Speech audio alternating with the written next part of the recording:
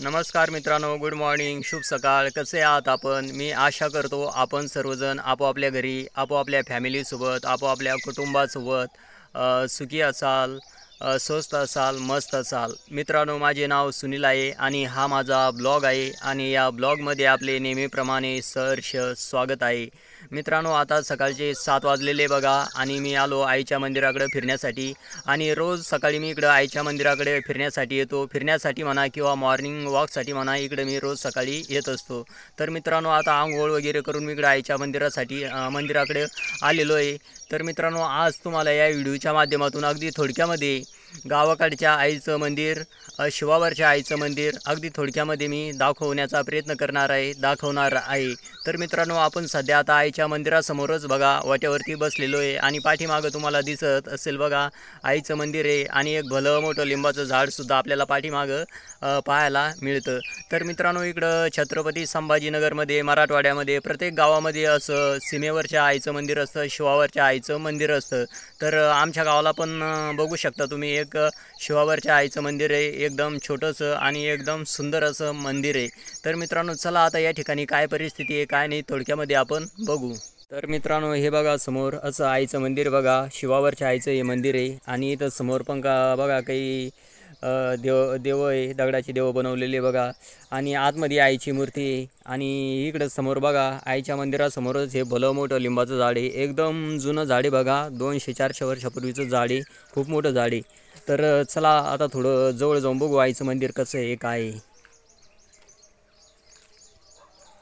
तर मित्रांनो, बघू शकता तुम्ही किती छान आईचं मंदिर आहे. एकदम जुनं मंदिर बघा हे आईचं. आणि इथं समोर बघा वरती आईची मूर्ती बघा, सिंहावर बसलेली आई आहे, मूर्ती आहे. सिंह आहे किंवा वाघ असेल बहुतेक तो.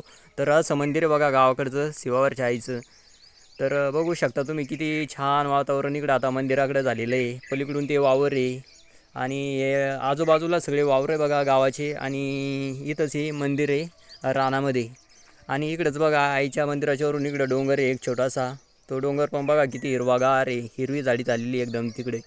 आणि इकडं समोर बघा हे वावर आहे आईच्या मंदिरासमोर. इथं तुरी वगैरे लावलेली आहे आणि समोर बघा तिकडं मक्का आहे. तर मित्रांनो, अशी परिस्थिती सध्या या ठिकाणी आहे. आणि हे झाड बघा किती मोठं आहे, हे लिंबाचं झाड खूप मोठं आहे, एकदम जुनं आहे बघा. खूप केवढं खोडं आहे बघा या झाडाची. आणि या लिंबाच्या झाडाखालीचे आईचं मंदिर आहे. आणि या मंदिराची हाईट थोडी कमी झालेली आहे. पहिली हाईट बरोबर होती, पण नंतर मग इथं काम केलं बघा, हा ओटा बनवला, त्यामुळे थोडी हाईट दबली मंदिराची.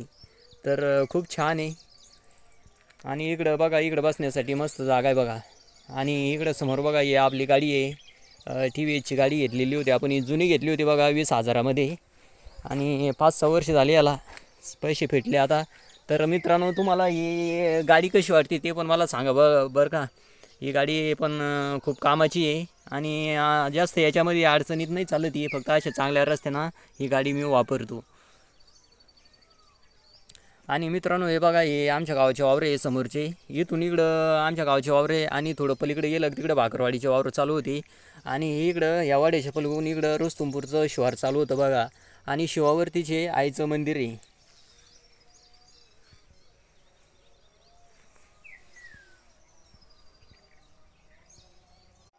तर मित्रांनो, असं हे आईचं मंदिर आहे बघा, गावाकडच्या आईचं मंदिर, शिवावरच्या आईचं मंदिर. तर मित्रांनो, बघू शकता तुम्ही खूप छान मंदिर आहे.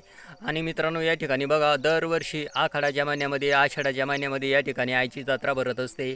आणि त्या जत्राला सर्व गावकरी आवर्जून उपस्थित असतात. तसेच या ठिकाणी गोंधळी येतात आणि आईचा गोंधळसुद्धा या ठिकाणी घालतात. तर मित्रांनो, तुम्हाला हे आमच्या गावचं आईचं मंदिर, गावाकडच्या आईचं मंदिर कसं वाटलं हे मला कमेंट करून नक्की सांगा. तसेच तुमच्या गावाला असं शिवावरच्या आईचं मंदिर आहे का हे सुद्धा मला कमेंट करून नक्की सांगा.